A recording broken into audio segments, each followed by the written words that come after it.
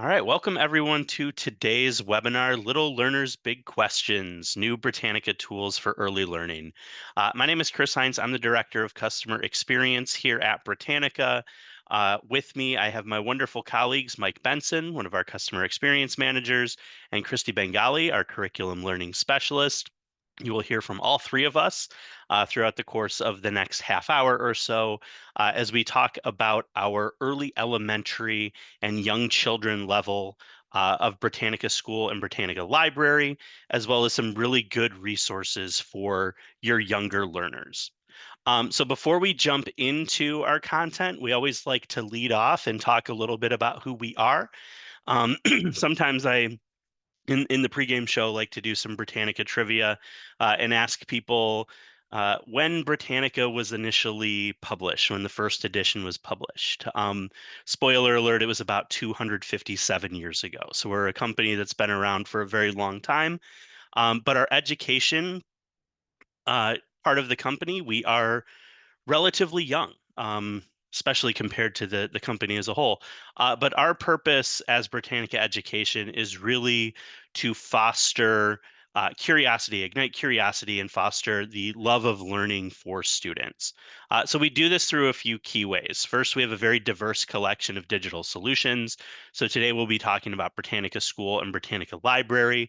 We have other databases that folks may be familiar with. We have curriculum resources as well, and really provide these solutions as a way to really help inspire students. We have our tailored customer support. So we have our customer success managers that work directly with our customers, as well as our professional learning team that provides opportunities for additional study and support as well. So we hope through all of this, you'll see Britannica Education. We're very dedicated to really igniting curiosity for your students. And so as we jump in, I want to lead us off here with a quick question. So I'd ask everybody to please communicate here in the chat. And the question we have here is, how do you prioritize supporting early readers in your classroom? Right, so knowing that, if you're in this webinar, you probably work with younger students, kids who are just really beginning to learn how to read. So how do you prioritize supporting those early readers, and kind of what types of resources do you look for? So I'm going to go ahead and stop talking here for a second, give you a minute here to communicate in the chat, and let us know about your experience with early readers in your classroom.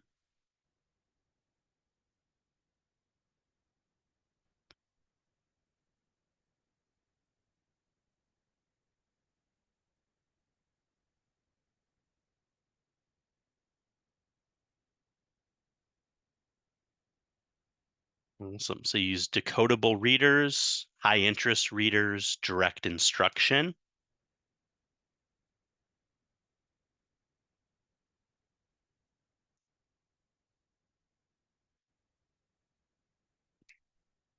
Right? Highlighted text for audiobooks, word definitions embedded in content.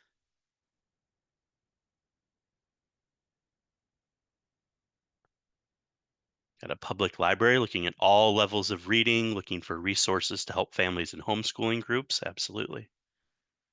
Picture books. Yep, absolutely a big piece as well.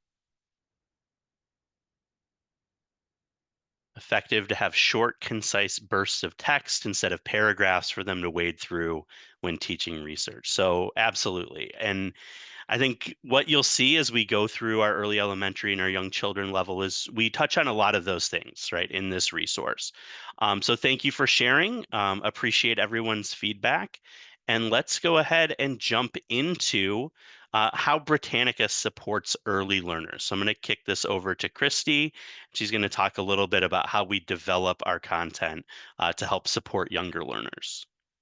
Great, thanks, Chris. And I'm so excited to see what everyone shared in the chat, because I think you'll see as we go through the next couple of slides together that we really touch upon a lot of these key elements, which are so important to your reading in your classrooms. So what we see here, looking at this slide, I really want to highlight how Britannica's core design features support our youngest learners in the classroom and in turn support you. So on the left here are our three core features that really guide students through their reading development journey, wherever they are on that journey. First, our scaffolded learning provides age-appropriate text with built-in support such as read aloud tools, which I saw in the chat was so important, ways to differentiate, vocabulary supports, chunk text, all features that are designed to make that cognitive lift manageable for students at this age. Next is our content design approach. Our writers, who I'm so lucky to work with every day, who are also teachers, understand this importance, and they deliberately use friendly conversational tones and languages to keep students engaged while building that essential background knowledge that's so, so important to their academic success. And finally, a core design feature is our multimodal approach, which ensures that all of our learners, through appropriately leveled text, the use of visuals, videos, interactive elements, are supported. And our goal is always to make sure that every student sort of has a way in to access that content, regardless of their ability or their preferred learning style. And so the impact of these features is really big. And if you take a look at what's on the right, and don't worry, I won't go through all 9 of them for you, but I do encourage you to do so when you receive this slide deck. But whether we're talking about general education students, special education students, multilingual learners, students who need support or benefit from enrichment, Britannica really keeps that in mind throughout our entire development process so that we can ensure we're meeting the needs of all learners exactly where they are, and that enables us to ensure our students feel confident and successful, which in turn allows you to see those big learning outcomes and those positive classroom impacts that we always strive for every day. So today, let's move on to our next slide. I want to show you specifically how Britannica School and Teach Britannica can support us. And these are the 2 products that I work on primarily with our content developers and our team, who, as I mentioned before, are also teachers. But if we think about that intentionality and the design and those content supports for our students, we can't forget you. So I want to talk about how we can specifically support you in supporting our students. And really, when we pair Britannica School, Britannica Library with Teach Britannica, they really become this sort of powerhouse for your classroom. So Britannica School, Britannica Library for Early Elementary has our engaging, age-appropriate nonfiction content specifically designed for our pre-K to 2 readers. Teach Britannica has that no prep needed open access teacher resources, that can extend to our educators so that the 2 can complement each other with digital content. On the left, you'll see how school and library sort of build that comprehension, that vocab, that background knowledge, and the confidence that I mentioned earlier in our readers. And on the right, you can see how Teach Britannica steps in with a really huge wealth of resources, ranging from lesson minis, instructional strategies that are grounded in best practices, graphic organizers, bell ringers, and exit tickets. I could really go on, and you're going to get to see so much of that today. You can probably tell that I'm super passionate about both of these, and that's because when combined together, they really make planning easier for you, and they also make instruction more flexible for you. So actually, let's look ahead to the next slide, because before I turn it back to Chris to jump into both of these platforms, there's one more resource I really want to share with you.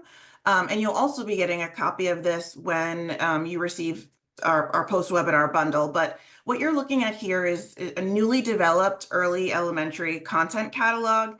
It's specific for our pre-K2 students. We know that when you head into any database, there's always so much to explore.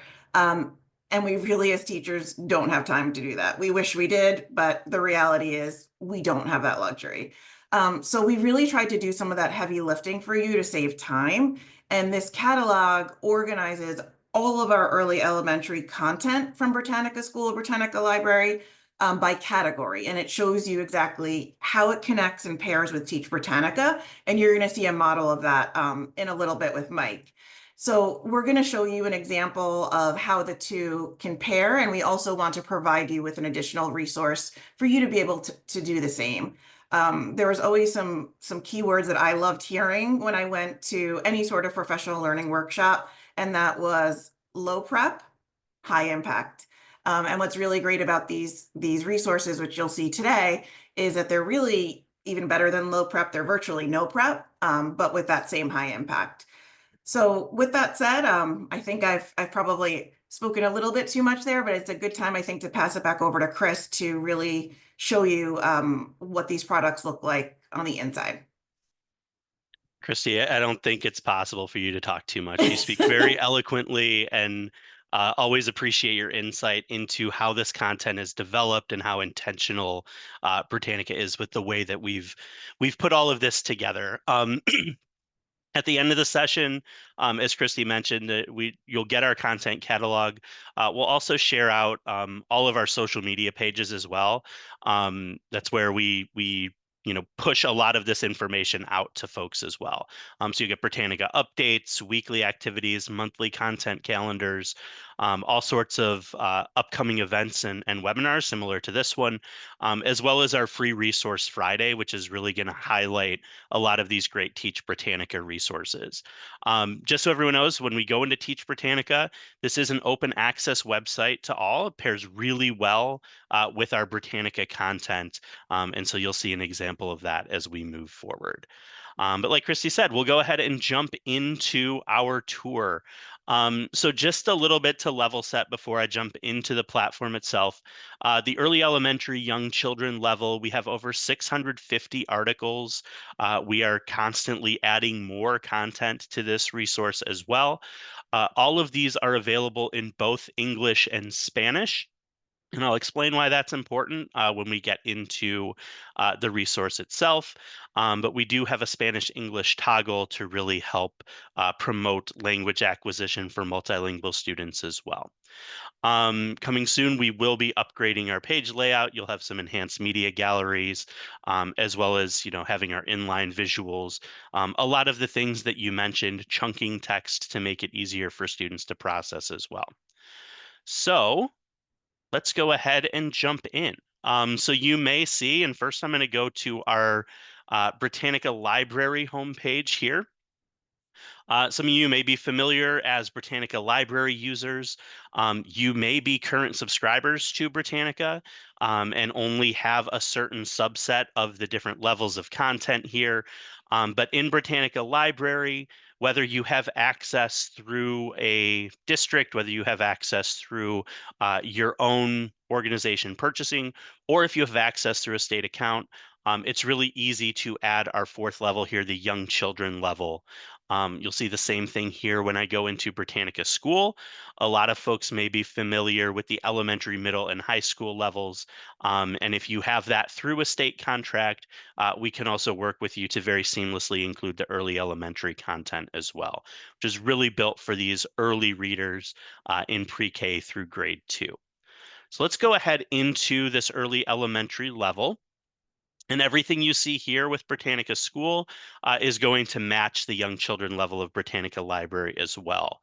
Couple things to point out on the homepage. Britannica Early Elementary is a very visual interface. There's much less text on the page than what you see in other levels of Britannica School. We do have a keyword search icon here. We don't make it super prominent because we want the students to feel safe exploring in this environment. But if a student has a particular topic that they're interested in, they can certainly use the keyword search to see results there.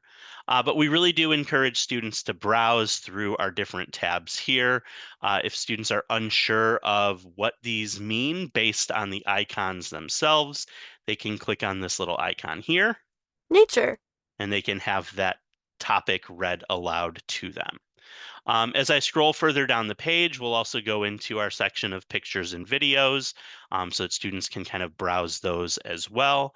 And then down here at the bottom is Britannica Fundamentals.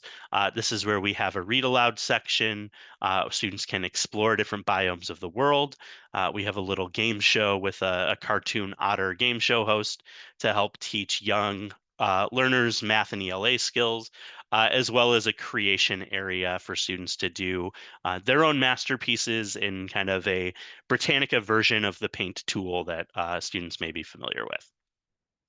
So let me go ahead and show you one of our articles here. So go into our animals topic. And as we go through, you'll see we load up some subtopics here as well. Again, not a very text-heavy interface. We have our thumbnails, and as students scroll over, the overlay will show them the title of that particular subtopic. So let's go into our water animals.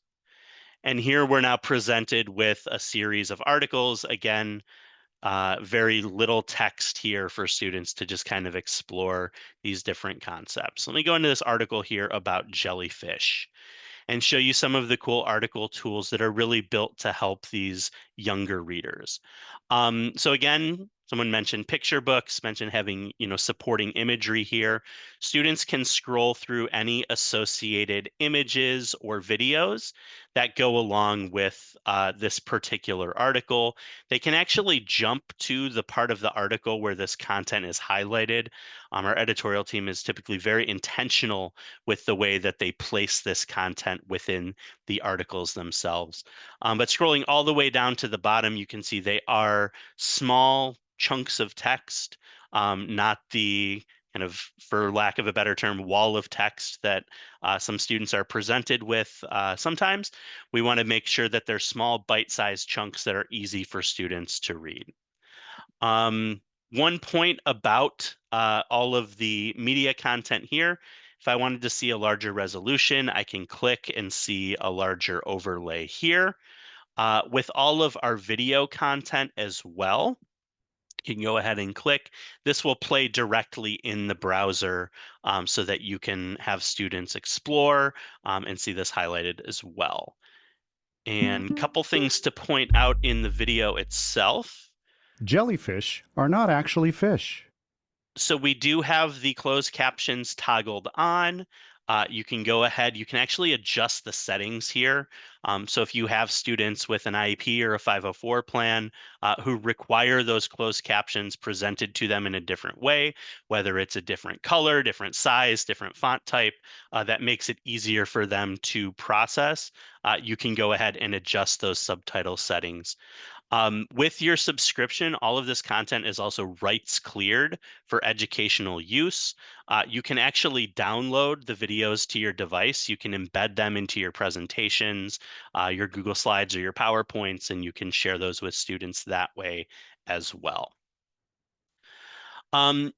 So let's go into the article itself. Again, smaller, bite-sized, kind of low lexile articles here for students. We do also equip all of our articles with a pretty lifelike text-to-speech feature. So I'll go ahead and press play here. Jellyfish are sea animals, but they are not fish.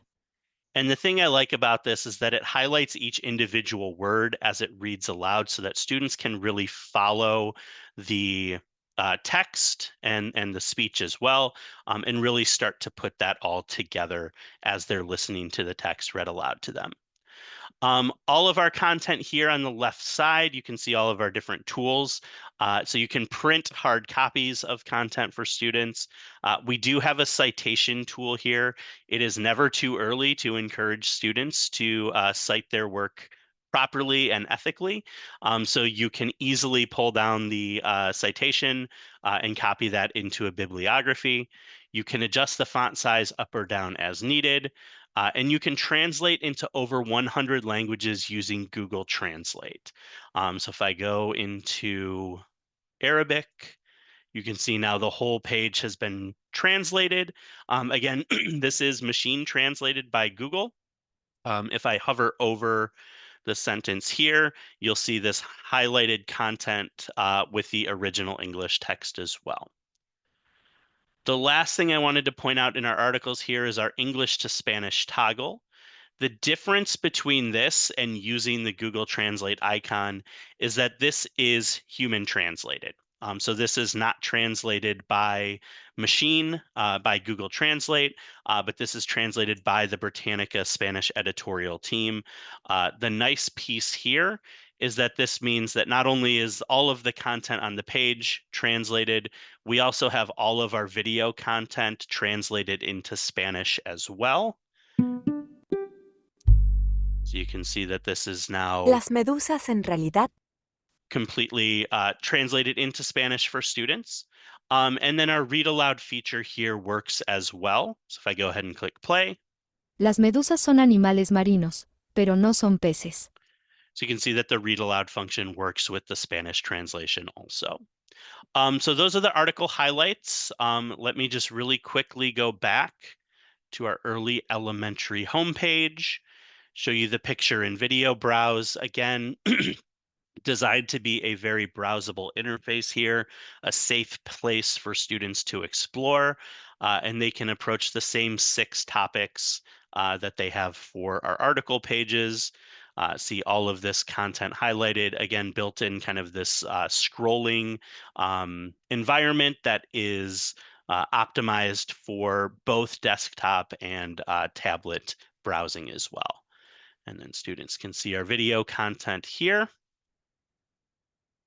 and see all of this content that they're able to explore and engage with directly in the platform. The nice thing from a teacher perspective is that all of this content can also be shared via Google Classroom and Microsoft Teams, so you can integrate with your systems that you are using to communicate with your students in the classroom as well. All right, so we are going to shift gears here a little bit, and we are going to jump into Teach Britannica. The nice thing is that you can get directly to Teach Britannica from Britannica School Early Elementary and Britannica Library Young Children. You'll see this blue thistle icon in the top right corner. When I click on that, you have a drop down of all the different Britannica resources that you have access to. And right up here at the top, you see our new Teach Britannica resource. So if I click on that, if my internet can catch up with me here, you can see I'm taken directly to the Britannica School Early Elementary homepage, where we have evidence-based lessons, we have bell ringers and exit tickets, we have instructional strategies, and graphic organizers. So what I am going to do is share our animal homes in the ocean lesson mini. You'll see here that we have all of our implementation steps, our vocabulary and definitions, and authentic learning extensions as well. And then we have some different activities that you can choose from. So I'm going to go ahead and kick this over to Mike Benson, who is going to walk us through a worked example of what it might look like to do the animal homes in the ocean lesson mini. So Mike, let me get back to our slide deck. And you can... we go back to that last? Yeah, absolutely. Perfect. So as you scroll down, Chris, I just wanted to show them the implementation steps at the bottom. So we're going to be looking at this activity 1 today, and you'll notice here we have kind of our accordions folded up, which you see materials and resources, implementation, differentiation, and variation. So the implementations is kind of like a script. I think of them as semi-scripted, to where you can have this implementation piece out, you can print it, and really gives you a great idea of how to go through that lesson. You're also welcome to look over all of this and just determine how you want to teach it and go from there. But you may have new teachers, you may have teachers that maybe you taught 5th grade last year for the last 10 years, and now you find yourself in a 1st grade classroom, kind of wondering, oh my gosh, how do I talk to these tiny human beings? So this can be a really good piece to supplement that learning that you're doing in your class. You've got a nice script you can follow here if you need to, or even if you have people from the community who might come in and help work with some of your students. Great way for them to really access this lesson to work with those students. So wanted to make sure you saw that that was available to you as well. before we get into the activity. So if we can go back now, Chris, thank you, to the slide deck. So we are going to focus on activity 1, which is ocean habitats. So you can see just on this screen, we have our little list of materials right there, your list of resources, any articles or videos from Britannica School that are recommended as resources are linked directly from this, so you can very easily get to them. There are a couple of handouts in this activity as well. You can see at the very bottom of that screenshot, the Comparing Ocean Habitats handout. Those are all going to be linked there for you as well. So really, anything that's paper or printable or for the learning that you need is really going to be included in these lesson minis. So I'm going to go through a bit of this lesson, not the whole thing, but a bit of this lesson with you guys as if you were my students. So hopefully we'll get some good participation from you guys. So put your K through 2 hats on for me, if you will. So if we'll go to the next slide, we will get started. So today we're going to be talking about habitats. So just wanted to start by showing you guys what the definition of a habitat is. Again, this will be available in the vocabulary section of that lesson for you as well. All of the vocabulary, I think Chris showed that earlier, you need for these lessons are included there. So a habitat is a place or a type of place where a plant or an animal naturally or normally lives and grows. So part of this lesson, we've got some kind of guiding questions built in that you can present to your students. So if you'll just hit the next little bit for me there. So I put these guiding questions on the screen for you guys today. I want you to just in your groups that we're working in today, I want to give you a couple of minutes to discuss these guiding questions, and then we'll share out some of these guiding questions. So the first guiding question is, what are some habitats that you can think of? And then the second guiding question has a couple of different parts to it. What is a habitat that you visited? What was it like? And what are some animals that you saw there? So I'll give you about a minute or two if you want to think about those, if you want to type any responses into the chat, and then we will go through the rest of the lesson.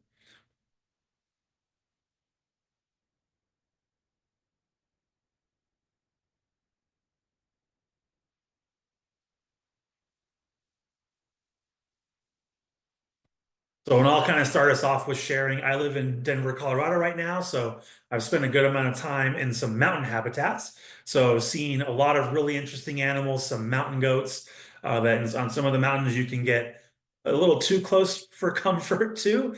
Occasionally, not always on purpose. Sometimes they just kind of show up out of nowhere. Seeing some little marmots running around, some pine martens running around. Which, if you've never seen a pine marten, think of a ferret with really big teeth. That could take down your house cat pretty easily. So some really interesting animals that I've seen in some mountain habitats up here.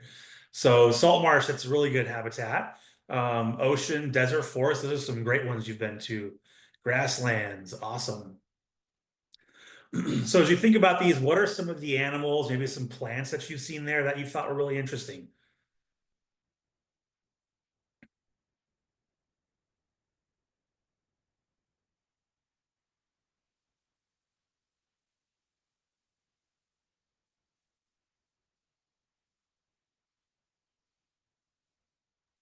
Any really cool animals you've seen? Oh, blue, oh, that's a cool one, great blue heron. Oh, that's awesome. I've always wanted to see manatees in person. I imagine it's really hard to not want to touch them. I'll play, Mike. So my kids play soccer, and the field that we had our game at the other day is located right by a river. So we've got kind of a riverside park there. And so, it's obviously very wet.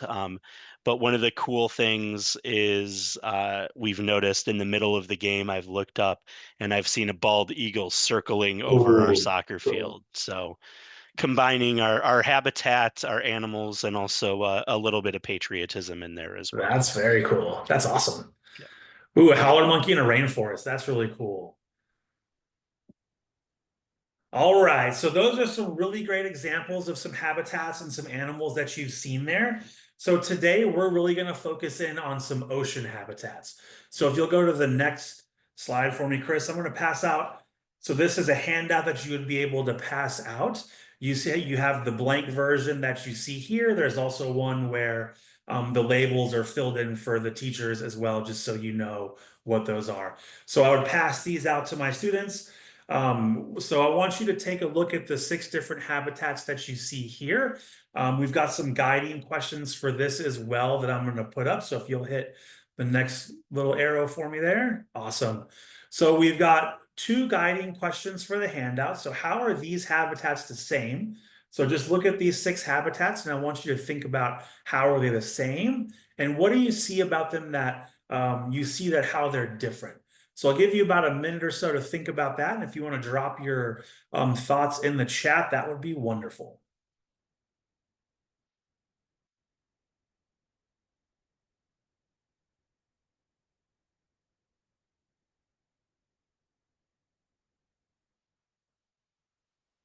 So think about how those habitats you see look the same and how are they different.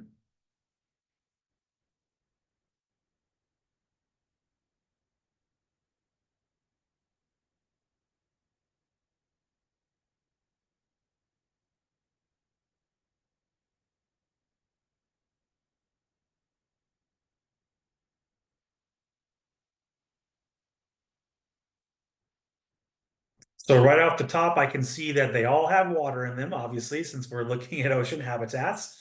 Most of them have some type of living thing, whether it's a plant or animal. So those are some of the same things that I see. Some things that look different is they look like they're in very different parts of the ocean. So that's an interesting observation that I see. So anyone else want to share?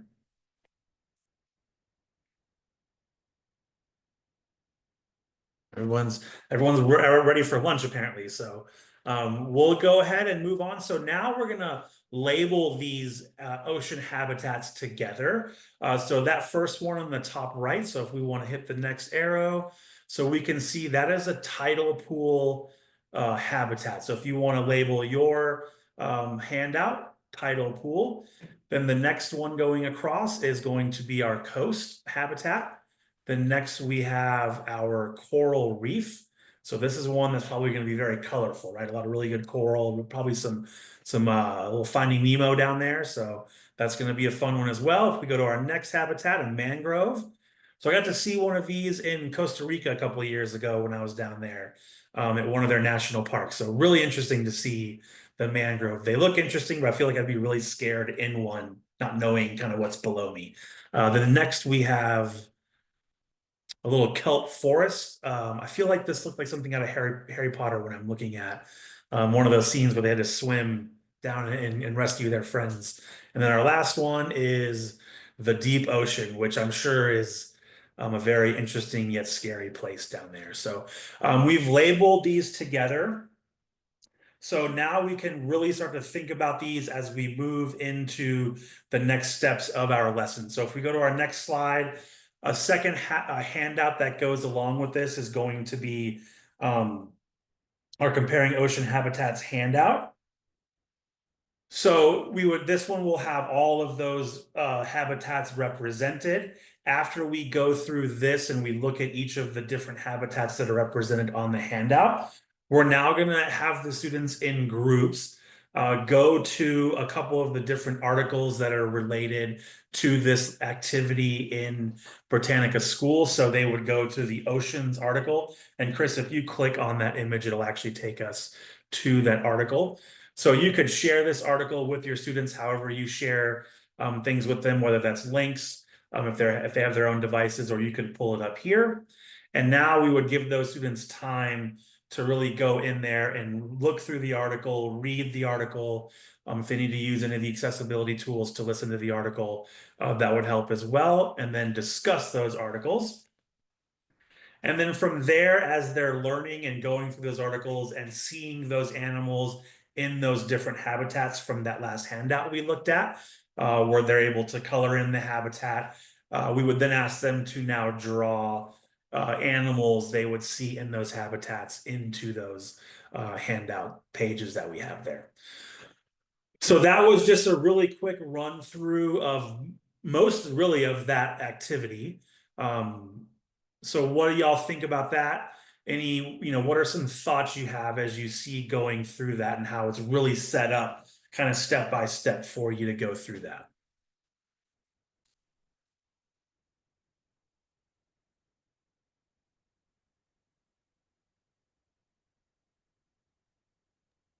Mike, one thing that I would add as well, I loved how you modeled those implementation steps for us to watch as we're going through it. And one of the great things I love about these lesson minis is that they are all really designed to promote active learning and foster collaboration in your classroom. You're really going to be hard pressed to find something that is traditional drill and practice. But the beauty of these is they could be used with in a consecutive order with other activities or as standalones. And the example that you did here is typical of a regular lesson mini that you'd find in Teach Britannica. I loved it. Thank you. Yeah, it's a great one. Yeah, just really trying to be really engaging, flexible, things that you can use in your classroom. And so, yeah, thank you for sharing that, Mike. I appreciate it. Yep. Thank you for everyone who collaborated with us in our lesson mini as well. So lesson minis is just one of the 4 types of resources that you will find aligned to Britannica School and Britannica Library content in the Teach Britannica site. So we have, again, here our lesson minis, and you will all get a copy of this slide deck. So you'll have all of this content presented here for you. But again, really nice evidence-based lessons, flexible implementation. A lot of people have told us these were valuable for subplans, right, as content that's already been developed and can, just be kind of really quickly turnkey and implemented in the classroom. In addition to that, we also have added bell ringers and exit tickets. So my last year teaching, I taught in a high school in Chicago Public Schools where we had about 3,500 students. I had 4 different classrooms that I was teaching in throughout the course of the day. So I was constantly moving around, and bell ringers were a lifesaver for me, right? A nice, just quick activity that could get kids to kind of spark their thinking, introduce a topic, create a really seamless transition in the classroom. While I did all the things I had to do, like write my objectives on the board and take roll and all that good stuff. But these bell ringers and exit tickets are just short activities that can be used at the beginning or end of a lesson as a really nice way to seamlessly transition different parts of your classroom instruction. We also have instructional strategies. These are a little bit more broad, skill-based, that really support differentiated instruction. So close reading skills, vocabulary acquisition, reading actively. So lots of really just nice, quick activities that you can implement in your classroom. And then finally, graphic organizers. These have always been very popular. I once made the mistake of introducing graphic organizers at the beginning of a professional learning. And one of the people in the room, she clicked and downloaded every PDF to her device and did not listen to a word I said for the rest of the session. But when she left, she said it was the best professional development that she'd ever been to. So very popular piece here, these graphic organizers. There are 82 of them that you can use and implement in your classroom as well. So just to wrap us up today, and we'll use this as our final feedback here for the session. So this is one of our exit tickets from Teach Britannica. We call this our focus frame feedback. And a good example of a multimodal activity, because you're asking students not just to summarize what they learned, but also draw it, right? So appeal to your students who may be more artistic minded, and get them to articulate their thoughts not just through writing, but also through drawing and showing kind of different ways of their understanding. So we're not going to do the drawing. I'm sorry, I don't have the ability in Zoom to give everybody a whiteboard here.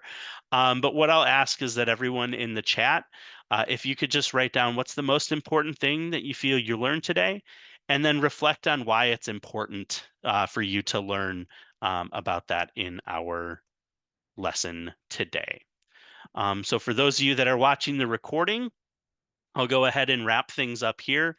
Those of you that are in the live session, we will stick around a little bit for the Q&A. But thank you everyone for your time today. Really appreciate it. And on behalf of Christy and Mike, thank you for joining us, and I hope that you all have a great rest of your day.